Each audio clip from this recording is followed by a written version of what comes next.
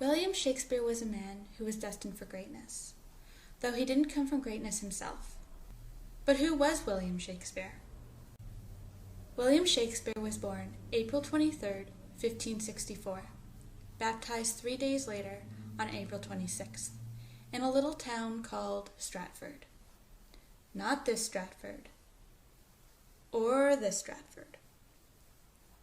This Stratford, well, 1564 Stratford-upon-Avon, to John Shakespeare, a tradesman, and Mary Arden, an affluent farmer's daughter. William Shakespeare attended school along with his other 8 siblings. Believe me when I say you have it easy. You wouldn't have wanted to have the same curriculum as William Shakespeare, who had to learn Greek mythology, Roman comedy, rhetoric, Latin, and Greek. Now that 3-page essay doesn't look too bad, now does it? Shakespeare, unlike his fellow playwrights, didn't attend university.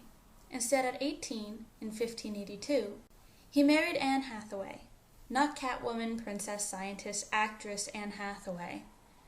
He married a 26-year-old pregnant woman by the name of Anne Hathaway. Some believe she was a daughter of a farmer from Shottery, just west of Stratford. Shakespeare had 3 children. Susan was the first, born in 1583. Hamlet and Judith, twins, were born in 1585. Judith and Susan were the only surviving heirs to Shakespeare, as Hamlet passed away in 1596, possibly by the bubonic plague. Now let's skip forward to London in 1590, where a determined young playwright brings with him his plays of Henry V, Richard III, and the Comedy of Errors. His plays are popular, but unfortunately, due to the lack of hand sanitizer, increase of rats, and lack of personal hygiene, the theatre, heck, let's say most of London, closes because of the bubonic plague. Even with the plague, that didn't stop Shakespeare from writing his 2 narrative poems, Venus and Adonis, and The Rape of the Lucre. This was also around the same time he was writing his sonnets. Shall I compare thee to a summer's day? Sound familiar? Yeah, that's one of them. Not only becoming a skilled poet, but also a skilled playwright, Shakespeare began performing for the court of Queen Elizabeth I with the Lord Chamberlain's men. It was during this time the plays covered in the modern-day educational curriculum were made.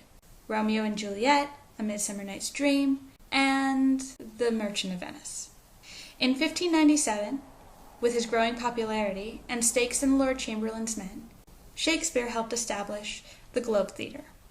Everything for Shakespeare was on the up and up, as King James, in 1603, gave Shakespeare and his company of actors the title of King's Men. It was during this time we were graced with more classical educational literature, like King Lear and Macbeth.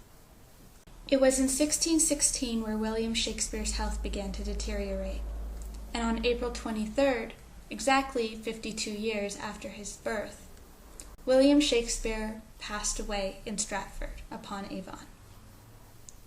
So who was William Shakespeare? Well, we know he was a husband and a father, a poet and a playwright, who not only changed the English language, but has works still taught in classrooms around the world. He was one man who left 37 plays, 154 sonnets, and 2 narrative poems for us to cherish. From his rough beginnings as a tradesman's son to one of the most famous playwrights in the world, William Shakespeare didn't allow himself to be average, but instead became a literary master that this world still respects to this day.